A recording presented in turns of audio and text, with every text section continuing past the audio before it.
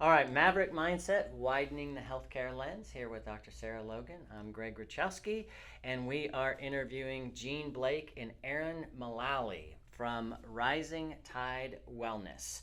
We first learned about them through a mutual friend, a psychiatrist, who spoke very highly, as well as another doctor, Dr. B, who we interviewed.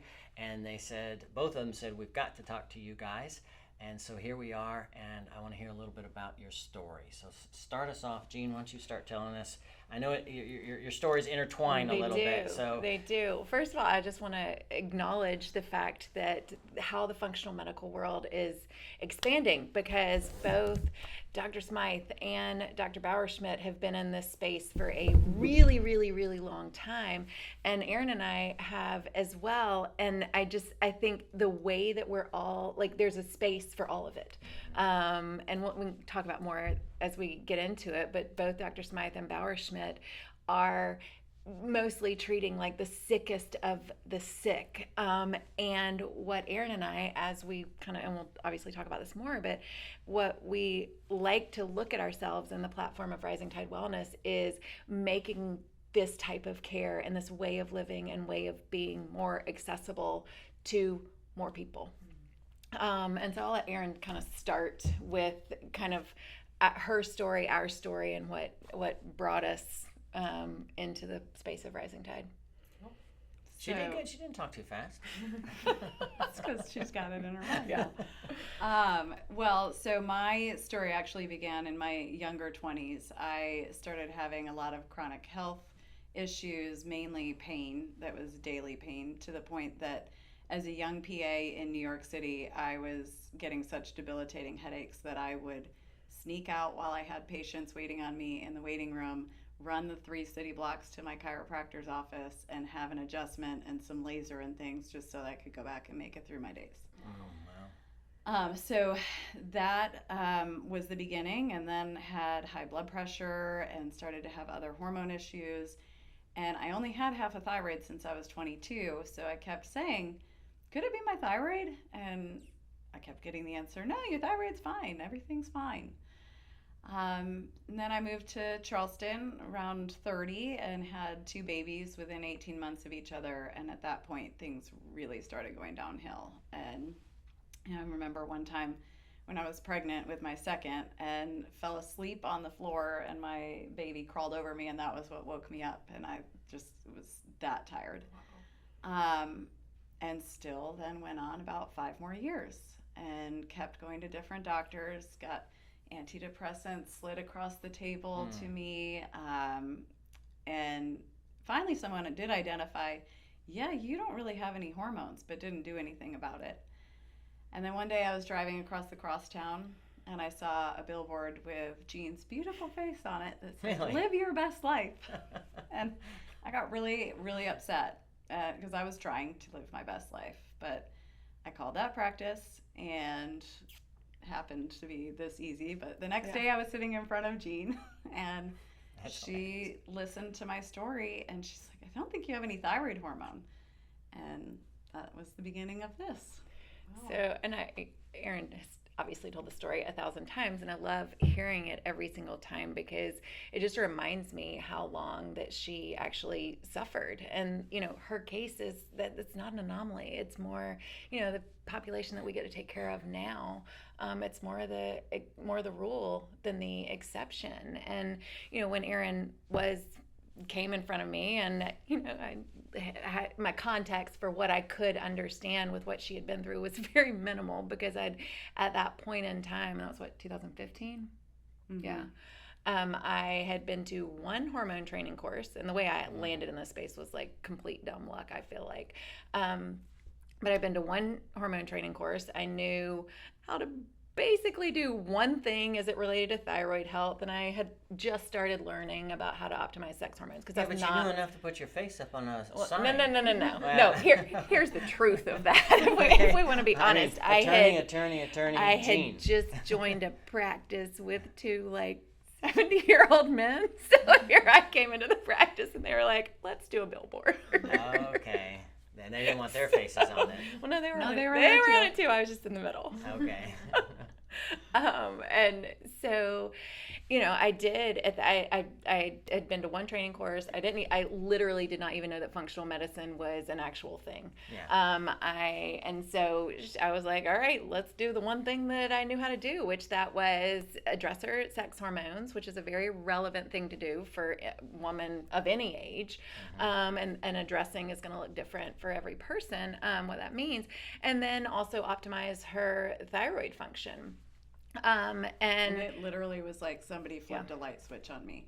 I mean, I didn't really know it was going to work because she. Now, not to get too personal, did you give her she doesn't thyroid medication, or did you take another approach? So at the time, this is how just the growth and the evolution of the practice. At the time, when I'm telling you I knew how to do one thing, it was I actually knew how to do one thing. To write thyroid which medicine. was to write thyroid But hormone that said, I was yeah. living a healthy lifestyle already. I was doing a lot of things already on my own.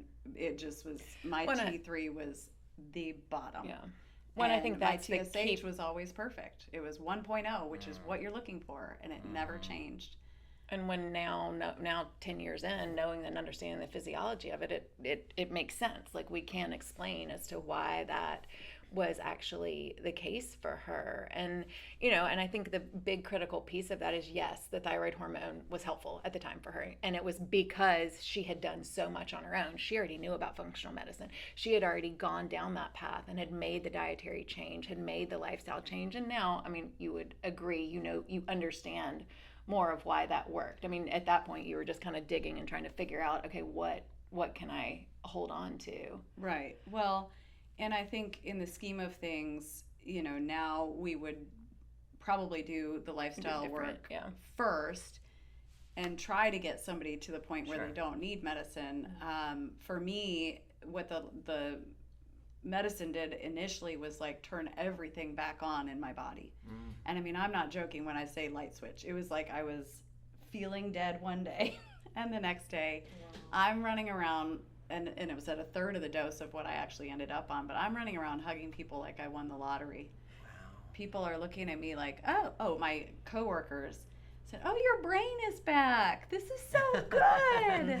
And this is when I was writing people prescriptions. And I was like, I thought I had been hiding it well. It was so hard for me to converse that I had stopped socializing. And I'm a very social person. And I would just trail off in the middle of sentences with no idea what I was saying, but I was trying really hard to make that not known, and it obviously was known. So she came back to me 6 weeks later and expressed that, and I was a little surprised because, again, I had not been doing it very long. I'd just been told this is how it's supposed to work, and it did. And she came back like super excited to share kind of the functional medical, the whole idea of root cause medicine, which was really brand new. This was almost 10 years ago. And actually we know it's not actually brand new. It's just brand new to us. That's the crazy thing. Like, it's so much common sense. I think you guys know this too. But she, was really excited to share with me what she had learned, but also really resentful. She had been navigating resentful? It had been, at that point, almost 17 years. Yeah. And then how many providers? So you'd been to I was bajillion providers. Sorry if this is bad math. 22 to 35. Okay. I had lost a lot of quality of life in my 20s. I had lost the time of my young babies. I really was miserable during that time. This was when my son, my youngest, was 5. And it was that easy that somebody could have helped me. And that was why I was really angry. Especially I had gone to a hormone specialist who did not help me. And it sounds like in that case they could have helped you with just writing a script. Would have. It didn't sound like it was too hocus pocus voodoo stuff. This was pretty standard medical. It is, but it's not the standard of care. It's not in conventional medicine. Because I was young. I was 35. Like, if I had been out of childbearing years, she was ready to write me prescriptions. But but people get so nervous about treating pregnant women when in the scheme of things, it's necessary. Thyroid and all those things are exactly what you need to have healthy pregnancies and healthy kids. And so, I assume the way they were looking at the lab test, it said normal. So, well, and that's you know, another. now that Yes. doesn't necessarily mean, because there's a deeper And that was dive probably to one be of the made. first things that I learned and like really hammered home, because like labs are a tool for assessment. They are not the end all be all. So if I have somebody sitting, and again, I didn't know this at the time, like now I do, but if I have somebody sitting in front of me who's like, Gene, I feel terrible. I have all the symptoms that Erin's describing. Then I'm looking at her labs, and thyroid's such an easy example of this, because I don't know how deep you want us to go in this, but like looking at thyroid specifically, like general standard of practice from a thyroid hormone testing standpoint is to just look at a TSH. Well, that's kind of dumb if we're really thinking about it and using our common sense, because TSH is not a thyroid hormone, it's a brain hormone, right? And so if we're just looking at TSH, and sometimes they'll look at T4, but again, T4, even though it's made by the thyroid, T4 is an inactive form of thyroid hormone. So again, we're making a whole bunch of assumptions if we're just looking at those two values, and that's where I think there's a lot of healthy gut, healthy liver, lots of nutrients to make that T4 actually get into the T3. And that was what was happening. And some people just genetically don't convert well, but that was what was happening to me, was none was converting. And so that's the other issue of standard of care is Synthroid is usually what's written if you're going to write a thyroid prescription, which is only T4. And so if you don't have the ability to convert, and there's also an issue of thyroid receptor cell. So if your cells aren't really good at uptaking and using thyroid hormone, I mean, with thyroid receptor cells on every single cell in the body, it controls over 300 functions of the body. And so if your body's not really good at uptaking and using T3, you can have all the conversion, all the T3 available, but you've got resistance at the cellular level. But that's where the lifestyle work comes in, is it's making so the cells I'm healthy. sure you hear people ask a lot of times, well, what about like iodine salt or like iodized salt, like, you know? So that's where the nutrients do matter. I mean, your thyroid needs very specific nutrients to function at an optimal level. I was That's thinking why. like, what about monster drinks?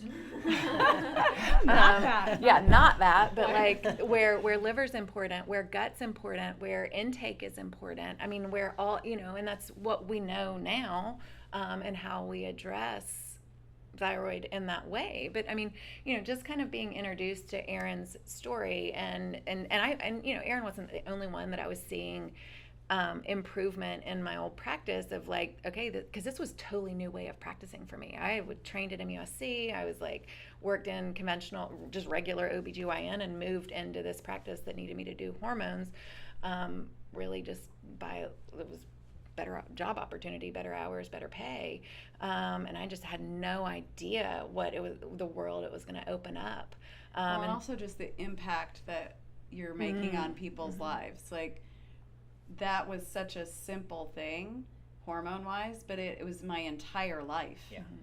And so that's, I mean, so joyful to practice that kind of medicine. I mean, that's why we all get into medicine, is to make that kind of difference in people's lives. And then when you enter the functional medicine space, where you have so many tools in your toolbox versus just, oh, here is this symptom and this medication, it's exciting. It is exciting. And for me, as a conventionally trained, I'm a midwife by training, which is, just basically I went to nursing school and have a master's in women's health is essentially it. And that's obstetrics and gynecology and primary care.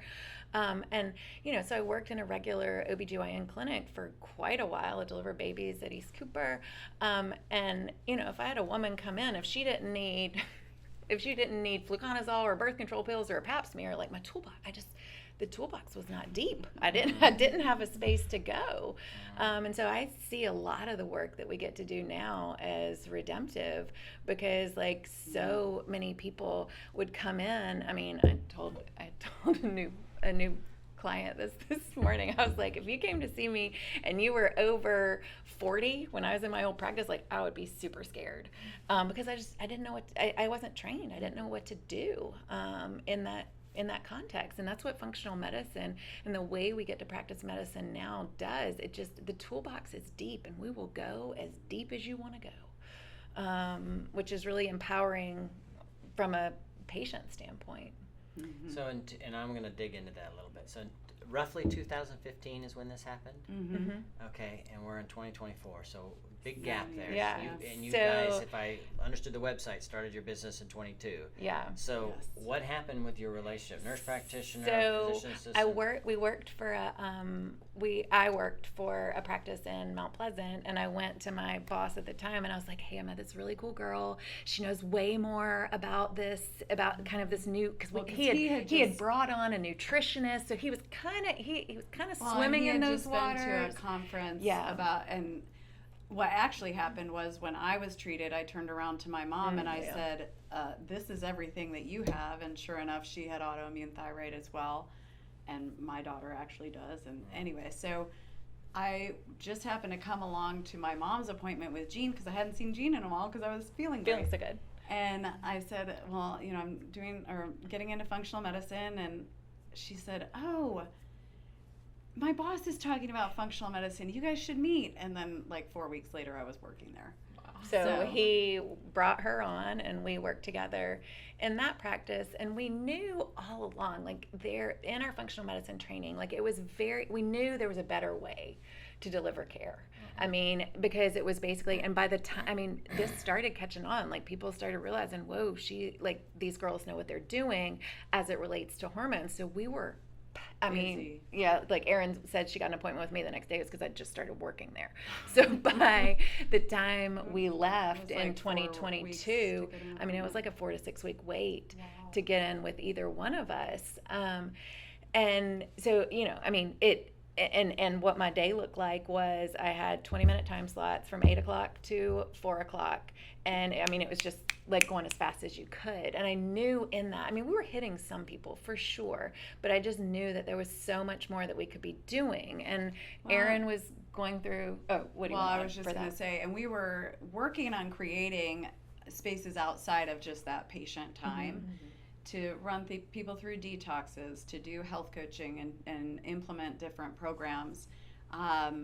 And for one reason or another, they just were not taking off, whether it was, physically getting people to the office for these things in the frequency that we wanted to, lack of support of, how the structure and logistics of the staff and office worked. So again, we had all these ideas that we wanted to do, and it just structurally was not coming It was through. a lot of trying to fit a round peg into a square hole.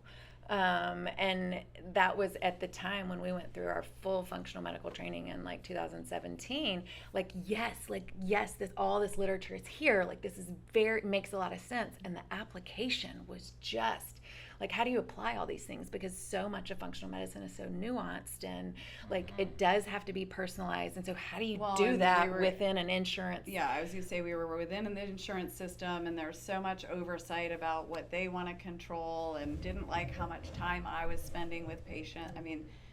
You had two systems running at the same time. Yeah, it reminds me, there's a saying that says you can't put new wine in an old wineskin. That's what we were trying to do. And that's what you were trying to do, like the square peg idea. You just couldn't get it to melt. And so, and this was also, and I was just going to say, and we were burning out. That was the other thing, is that exhausting.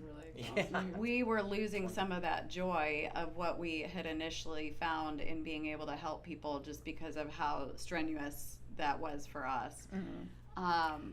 And then I was starting to go through a divorce. Erin was going through a divorce. I was kind of in a groove, like my kid. I wasn't super crazy. Well, that's actually because I first came to you and I said, I think we should go and do this on our own. I think that we could do it better. And she's like, I actually really think I'm coasting. I don't really want to go anywhere. And then she started. There was a podcast that I've listened to for probably 10 years. It was one of the first functional medical podcasts that I started listening to. Somebody came on there and they gave a structure for like, this is how you can deliver functional medical care. And I was like, Erin, like this is it. Like we should do this. And she's like, are you freaking kidding me? No. Like my husband just moved out. Like I'm about to file for divorce. Like absolutely not. Not a good time. I'm about to move. Right. And so this was a coaching organization that basically gave legs to everything that we had like dreamt of. And, I've been very lucky. I've never had to work full time. I've always kind of used my practice and my profession as just kind of supplemental to my family. And so, like I said, I was kind of coasting, and this came up, and it just like we kept going next and next and next, and I was like, this just makes sense. And so this is it's basically a consultant and they gave us the structure for how we should use it. And we were like, okay, this might be fun to do in like a year or two. Yes, let Erin get stable. I'm cool. And that was in December of 21. We had a little problem in the world during that time, didn't we? Yeah. And so I think, I think that's a really good point, because I do think that COVID is one of the things that kind of propelled this way of this ownership of your health and way of taking care of your body. A little bit more awareness on preventative care. Right. Do you think it made people, not everybody, but some people think, like, maybe there's other ways of thinking about this, like maybe the approach that Absolutely. the mainstream isn't the only sense. approach that there should be? Yes, and it's common sense. And as soon as you start explaining the processes and the systems of the body that functional medicine we take for granted as patterns, that like, oh, if this is happening, you might be having this. And people are like, how did you know that? I mean, staying home and eating junk food all day just really didn't help with the COVID Right. thing, Not maybe? getting sunlight or Yeah. interacting with Closing the social. beaches so you couldn't get Right. Yeah. Well, and I think another component of that too is it took all of our power as patients away, and as just humans away. Yeah. And that's one of the beautiful things I think, and the things I love about functional medicine, is that it puts the onus back on you as the patient. I mean, this is your body, your health, your life. Well, and it makes a collaborative team in what we're doing. And, that is such a nice relationship, and both sides are important. I need to teach you. You need to teach me about what you, or observe, what you're seeing with your body, so that we can kind of do this dance back and forth, rather than like the doctor dictator sort of relationship where patients really do feel disempowered and like they don't have a voice. And the things that they do have, it also just takes away like any intuitive guide that people have listening to their own bodies, and being able to give that back to them and ask what they're actually experiencing is part of the empowerment too. And that's So 2021, everyone's shut down. Oh yeah, so within 3 You guys months. decide. So when we said December 1 or 2 2021, years, maybe we'll do this. Within 3 So months, we resigned. had resigned. You resigned. 'Cause, February. Well, if you're going through a divorce, you might as well quit your job too. Move. Right. Yep. Yeah, I know. I was like, Right. we got it. Well, but that almost, I think that created strength in our relationship, because I knew her making this commitment, us Yeah. making the commitment to each other in this, that like, we got to make this Well, has and to that work. was, Yeah. I mean, we had to go through an interview process with this Freedom Practice Coaching, our coaching organization, and we didn't realize how special it was, but we made it to the final with the owner, and that was what he said. He said, Gene, I'm not worried about you. Or he said, Gene, I'm going to talk to you in a minute. Erin, I'm not worried about you. You don't have a choice. You will not fail. It has to work. And I said, You well, burnt the boats behind you. you're right. And yeah, it really, for me, once I got over that fear, I had all the confidence in us. We already had shown that we are kind of a teeter-totter. When one's up, the other's down, and we are a really, really solid team.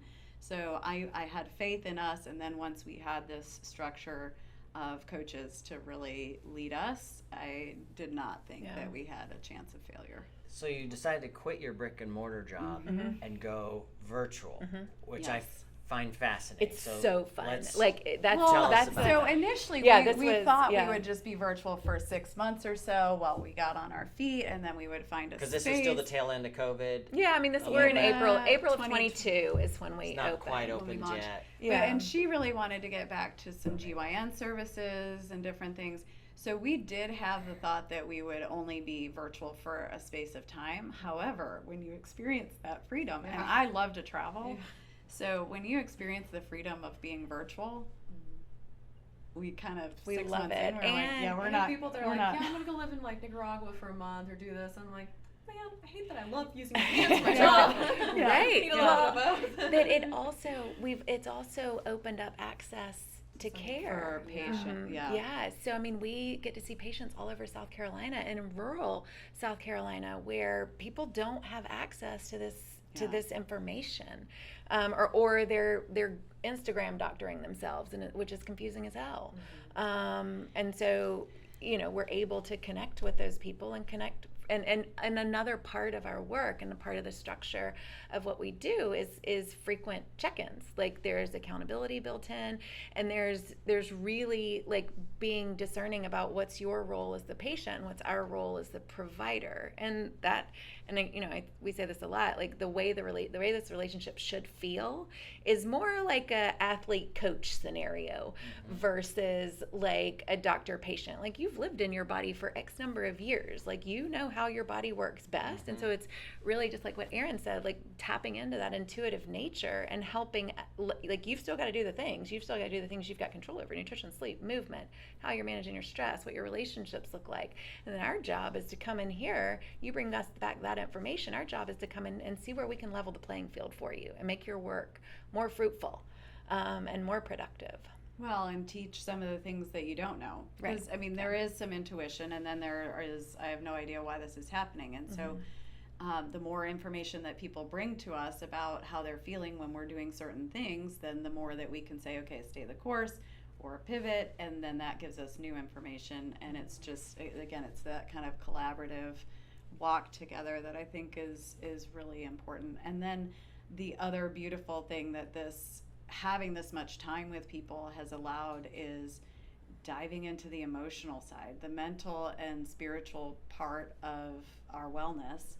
And we felt that was necessary before, and definitely did not have time to really dive into that. And some of that has also come from each of our own personal growth journeys and what we've experienced, and then can recognize in people. But we also do these workshops that we had the dreams to do, like to bring in other practitioners and teach people about, whether it's counseling services or energy work or different things. Like, we have a space to expose people to other services that they, we could tell them and say, hey, think about this. But when they hear people talk and why it's important, that's a whole nother space of education too. So if someone is thinking, okay, this rising tide, this sounds like, what type of patients are looking for you? How do they find you? Kind of walk us through the process. Okay, so that's actually kind of interesting because it's changed. When you think about ideal client or ideal patient, like, this work is universal.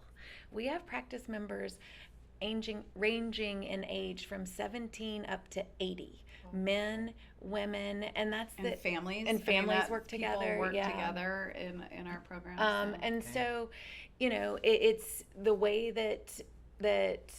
so it really could be anything. Like, if you're dealing with chronic illness, chronic symptoms, if you're feeling unheard by your doctor, if you just want to optimize your health, like, really wherever you are, I say frequently, there's two things that are going to make people move in this space. It's either present pain, like where you are, you're so desperate and you've got to do something different, or fear of future consequences. And a lot of times there's going to be interplay between the two. Like, you've watched your mom age and do whatever she's done, and you're like, God, that can't be me. And you want to be more proactive, then that's certainly a space. Yeah, so that functional medicine is good at not waiting until things are completely broken.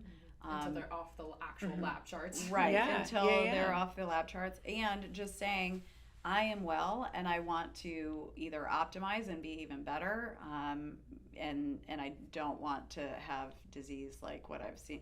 There's such an expectation in our culture of, I'll just decline as I age. I mean, that was one thing that I said to myself at 35 when I couldn't find anybody to help me. I guess this is what it's like to get old. Yeah, so many of my friends are like, oh, this is what it's like getting older. I'm like, it's actually a choice. doesn't have to be. Like, just because you're turning 30 doesn't mean everything has to go to crap. Like, right. I've seen so many images of like people's spines too, where there's someone that's taken care of themselves their whole lives and they're like 70 something, great, everything looks great, and then you have like a 25-year-old that's been like, playing video games most of his life and everything's compressed. I'm like, it really just depends on what you take from your life, and getting older doesn't have to always. Well, and I use this and I say this a lot, but like, this, you're just and these are when we get the opportunity to meet with anybody, like you're at a crossroads. Just because we're having this conversation, like you are actually at a crossroads in your life, and you have the opportunity to choose your hard, like staying on the path that culture tells us is appropriate, staying within the conventional medical model to manage chronic symptoms. Like that is a path, and it's hard as hell. I mean, we've all seen how hard that can be, and the victimization that happens within the system, and how chronic symptoms and chronic disease is managed. Like we know that, and that's a hard path to go on. It's a hard way to age. This is not an easy path. I mean, choosing to step in and take control where you have control, choosing to address, I mean, going down an emotional route and creating emotional, and you're creating health in your emotional and spiritual space of your life. And addressing diet and all the things that we do, that's hard too. Yeah, That's especially a hard when, that leads people are to life. coming from a stressful, busy life, and that's a lot of our initial talk. So you were asking, how do people get into our practice? So people find us on usually Facebook, Instagram, Google. And the first step is that they will watch a webinar, or we have in-person presentations periodically where we really kind of walk through why did we get out of conventional care? What are the limitations? The fact that all the money in healthcare is going towards these top chronic conditions, yet that still is what people are dying from. Just the investment is not making sense. And then there is a better way. So that initial presentation kind of walks people through thinking through the paradigm a little bit differently. And then if they're inspired, they can have a 15-minute discovery call that's free with one of our team members to kind of talk through what's going on with them.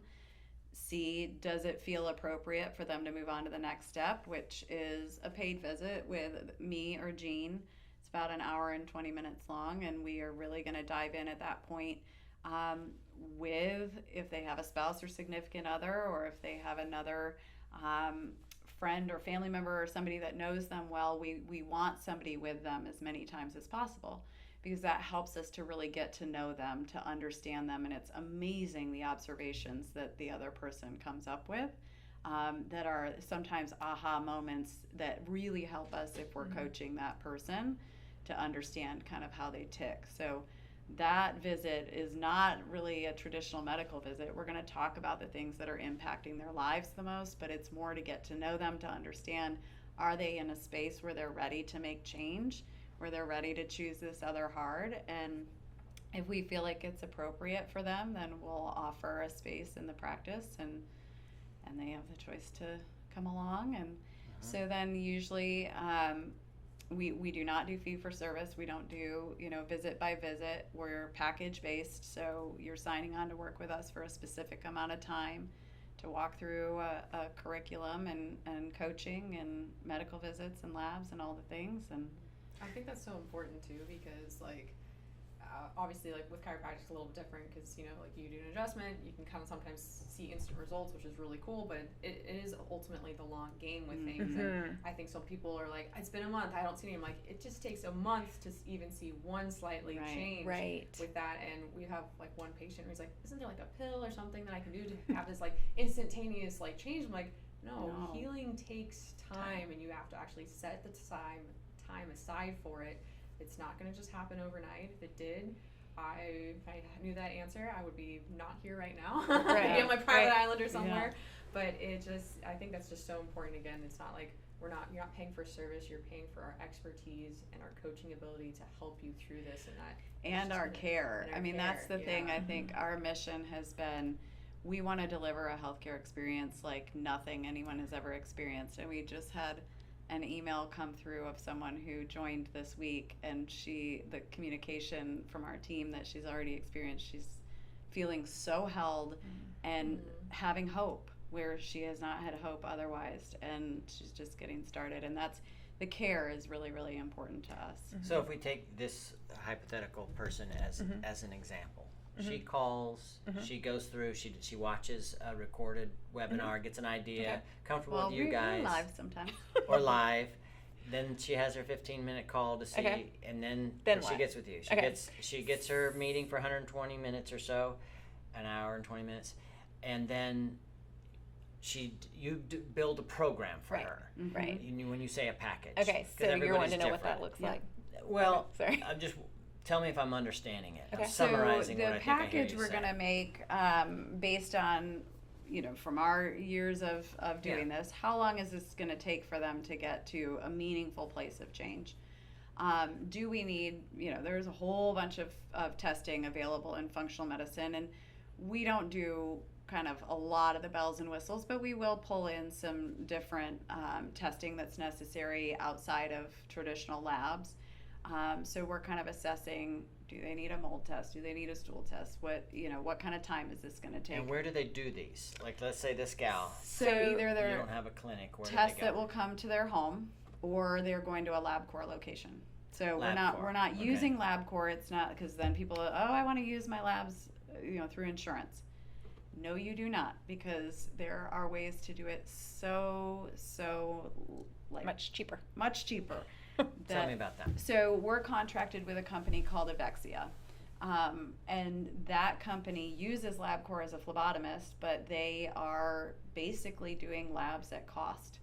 So when you run your labs through insurance, we used to have some very angry people The lab system, I don't know if y'all have got experience, but the lab system is a tremendous racket in the same way that like big pharma is, and like it's The such the markups are incredible. insane. And like when you bring insurance, and this is a perfect example. So like vitamin D, that's a critical test, right?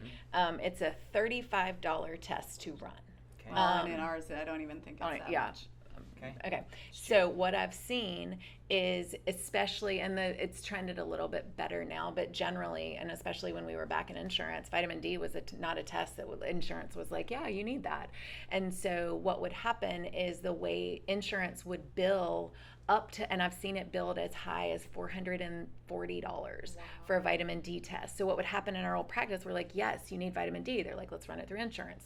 Fine. Okay, they go get a vitamin D test. Their insurance is like, you don't need a vitamin D test. And LabCorp charges their insurance company $440 for this So they have to 35 charge test, the patient. and that's what the patient is then charged. Well, or they get a co-insurance, amount of that. But the whole point being, our entire 5 pages of labs that we do for our initial assessment right now is around $250, and if we ran that through insurance, that becomes It could be like $4,000 thousands, yeah. of labs. Yeah. Wow.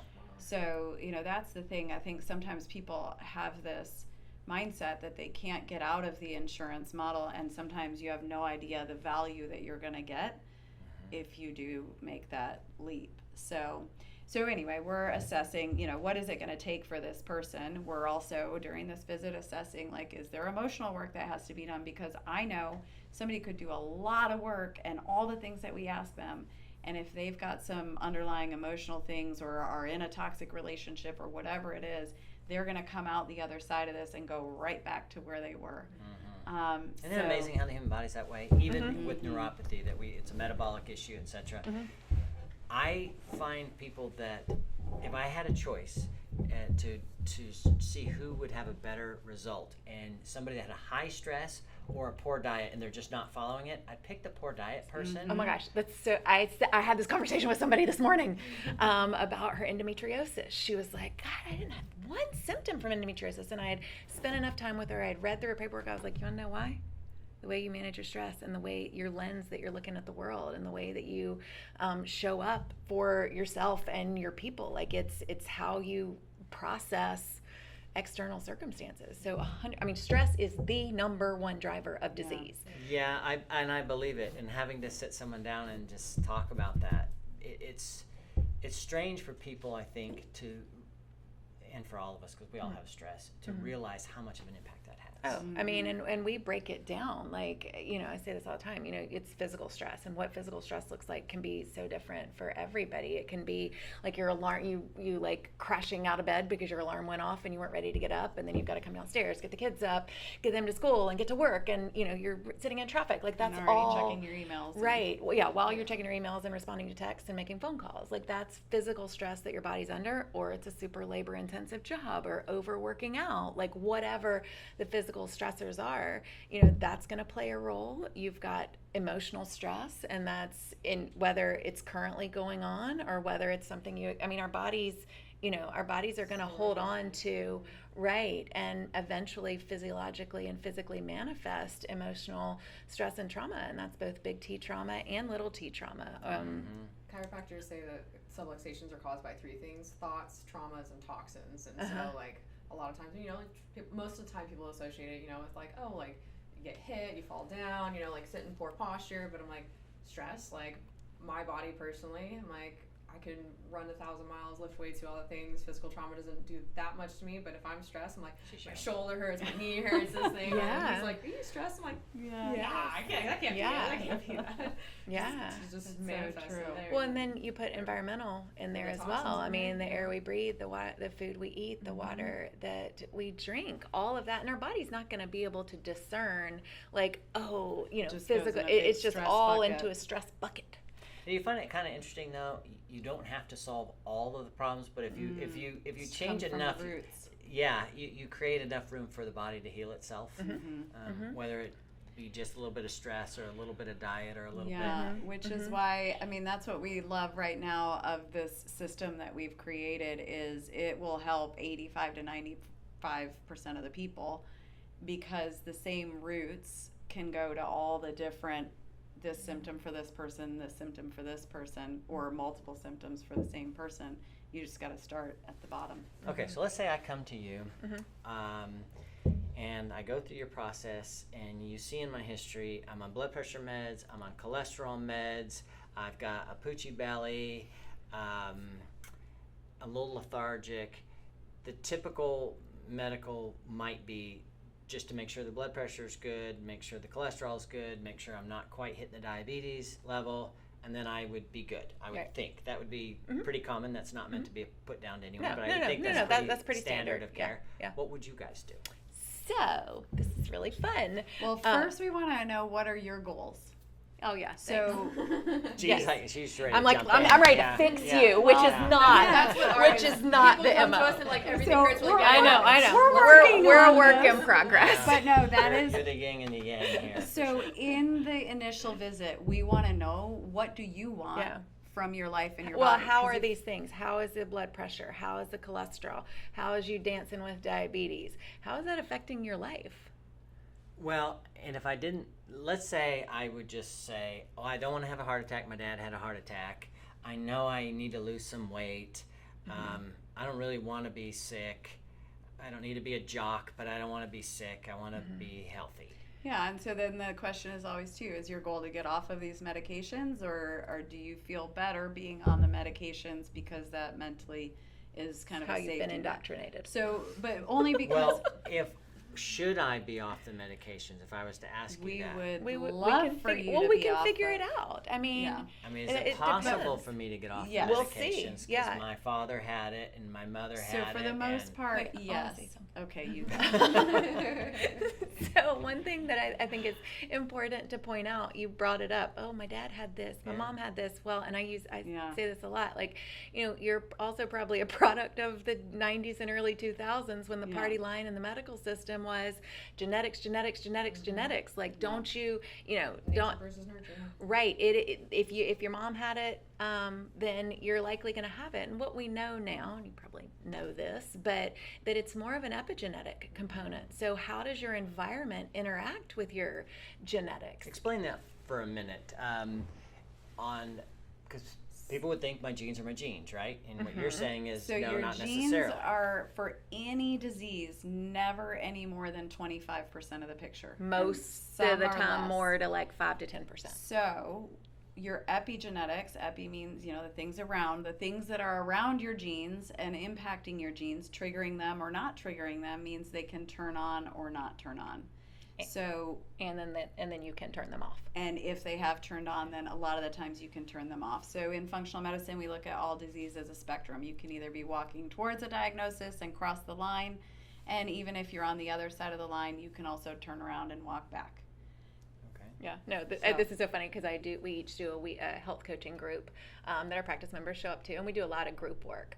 And so I had mine today, and I've been out for some medical stuff, and so I just came back today, and I got back to my sweet group, and one of the ladies in here who, when she came to meet us the first time, and she was a little bit of a hard nut to crack initially, and now I like adore her so much. But she told me, she was like, I mean, I'll do this, and I'm really just expecting to get 5% better. And I was like, sweet, like we can do that. No problem. She set the bar Yeah, pretty. the bar was low. I'm like, yes. And she had a lot of gut issues, like a ton, and her kind of what was available to her to eat was just getting smaller and smaller and smaller and smaller. And, she loves her bread and she loved her wine at night. And so I was reading through our practice report as we were talking and coaching today, and she was like, so now I can have a glass of wine 3 nights a week and my stomach doesn't hurt. Does that mean my digestion is healing? And I was like, and your spectrum analysis description made me, and I told her, I was like, yes, that the short answer to that question is yes, that's what that means. And what you're choosing to do is every single time that you're choosing to drink wine, or every single time that you're choosing to deviate from whatever we've laid out for you, you're moving more towards dis-ease, right? And it's just a matter of, are you feeling the symptoms or not? And so, every decision that we're making is either pushing us one way down the spectrum or the other. And for her, that conversation was, okay, it's a frequency issue and it's an amount issue. So if you're frequently putting alcohol into your system, then that you're going to continue, it's going to be hard to do that repair work, right? And so not that you have to completely eliminate alcohol forever and ever, amen, or completely eliminate bread or whatever, but it goes back to like, what are your goals? And so she's like, all right, I get it. And so the way that we talked through that for her, I'm like, all right, like, you're not feeling it now, but if you continue in that pattern, I don't know how long it's going to take. Well, so and it just brings you to a space where you have less resilience if something else comes in. Mm-hmm. You kind of eat up your buffer zone. Yes, that reserve, right. So the goal is to build up the reserve as much as you want to. Yeah. And the whole idea of the health span and lifespan, trying to get them. Yes. Yeah, to That you're coincide. living vitally through your older years. Okay. And she's in her 70s. I love And her. I think You know she's, exactly who I'm she's way talking more than 5% better. No, she knows. Oh yeah, she's way more. She's way more than 5% better. Is way more than 5% better. But Yeah. yes, she is in her 70s, and she's had a tremendous. Yeah. That too. I just love the idea that like it's never too late to start working on your Mm-mm. health. Oh. Like people are like, Yeah. I might be too far gone, or like I'm good as dead. I'm like, you can start making changes today. That will be That impactful. will be impactful. Whether you're 17, you're 74, 92, it does not matter. Your body will always try and push you into that healthy direction. So Absolutely. our oldest patient, he's 80. He's so funny because he every time that we get a message or anything, he's like, your program. Like he always puts air quotes around it. Like it's also her it is my uncle. uncle. But so he does say program. And he, within 2 weeks, and he had started to experience some cognitive decline, energy issues, and he's always been super active and engaged. And what we figured out is that going back, kind of bringing in your blood pressure question, it was his blood pressure medicine that was doing it. And so what the changes within the first 2 weeks for him were optimizing nutrition in ways that he didn't even realize that he wasn't doing. And then he was able to pull off of his blood pressure medicine, and he had energy and clarity, and is engaging with his grandchildren in a more meaningful way. So yes, getting off the blood pressure medicine, just kind of to piggyback a little bit on what you were saying, yeah, that's cool, like, okay, but the more meaningful result of that is, especially for my 80-year-old uncle, is like his grandkids like know him.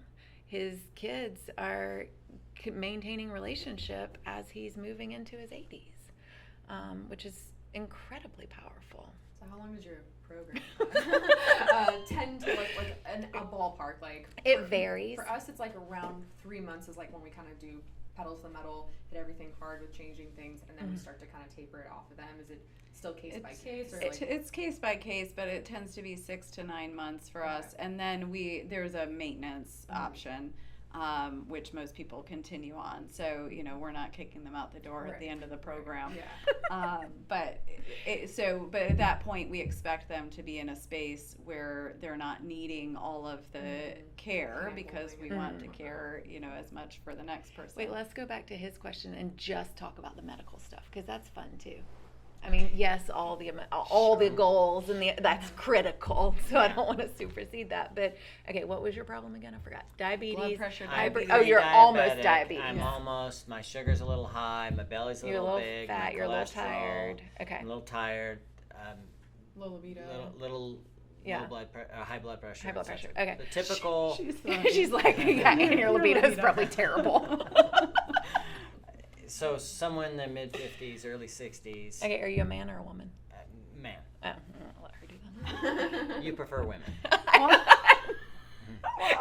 I'm a midwife by training, and so my scope of practice is only women. So Erin, men in our practice would see Erin, Okay, so or you don't see any men. I mean, I talk to them. In health coaching. Yes, in health coaching, but not medically. Okay. Yeah, medical No. care for men falls under Kristen, our other PA, and me. Okay. Well, so the beauty is we're just going to start you into this curriculum. To lifestyle work. And So we're going to go. really start with food. I really want to can't talk. help yourself. Really start with food, and really start with, are we getting you good sleep? Are we getting some good nutrients, some supplements into your body? And then from there, once we see kind of level the playing field, take away the low-hanging fruit, usually I'm not going to work with anybody coming off of medications until they're on the other side of their first detox. So that comes into about the end of the second month.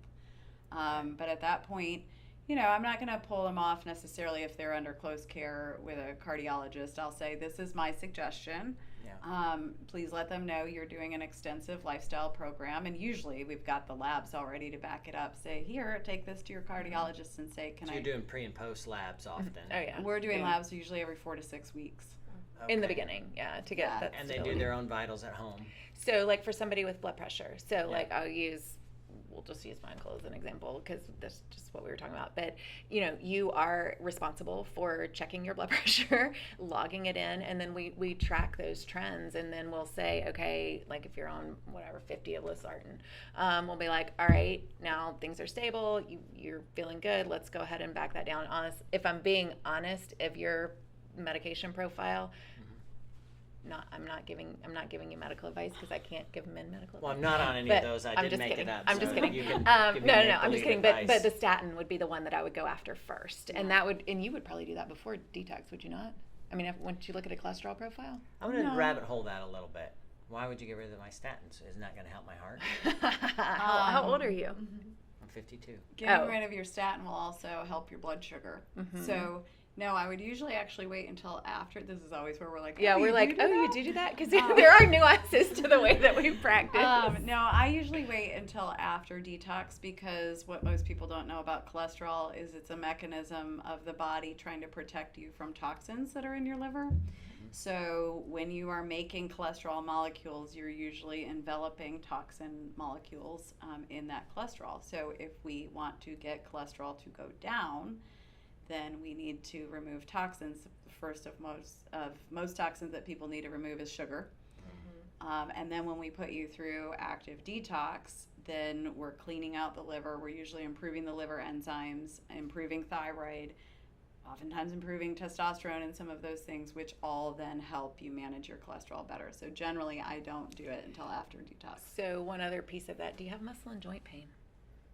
I could, yes. Yeah, so that would be Sure. that would be another reason to maybe revisit the statin early on. But I mean, and again, these are all super nuanced conversations, because is a statin causing more harm than good? And most of the time, it's more harm. But well, a lot of the times at this point, it's just not necessary. And the guidelines are so wide that people are put on statins as prevention when there's so much actual prevention that you can do in so many other ways. That actually has good clinical outcomes. Yeah.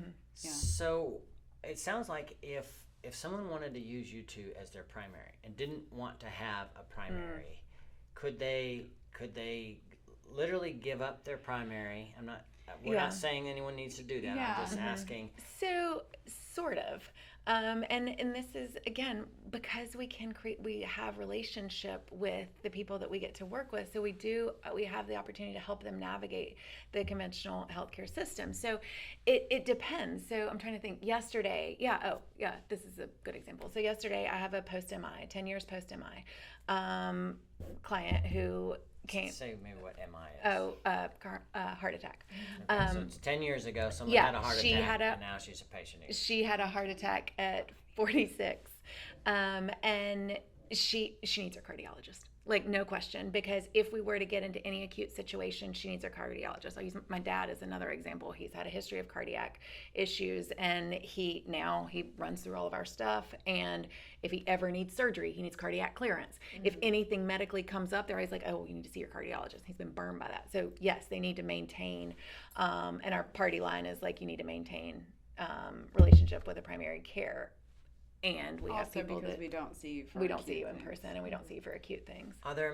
Is there much resistance to what you do? I know it's outside the healthcare lens a little bit. Is there much resistance? Not as much anymore. When we started, there definitely was.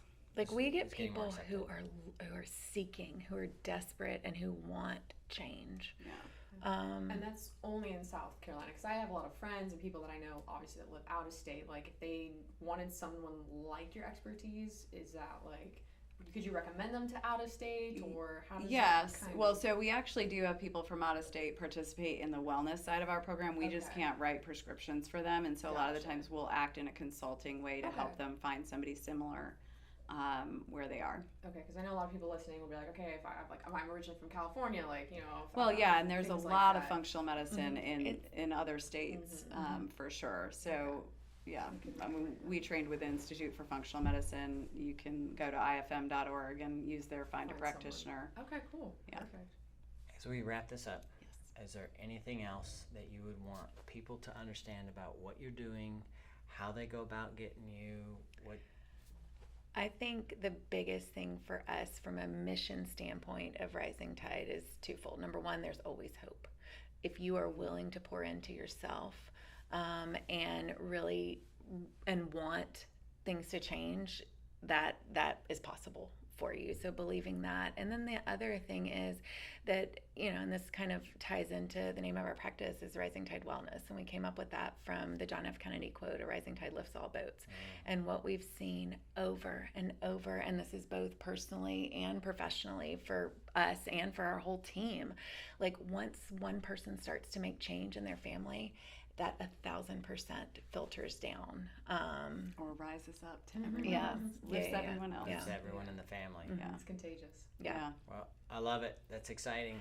I can't wait to see what happens next in your journey, because I have Yeah. no doubt you guys are not done. You're going to be expanding Yeah. to the next thing, and so it'll be fun to see. It's so Yes. fun. Thanks Thank for you. coming. Thank you Thanks. guys so Great. much for Thank having us you. on here.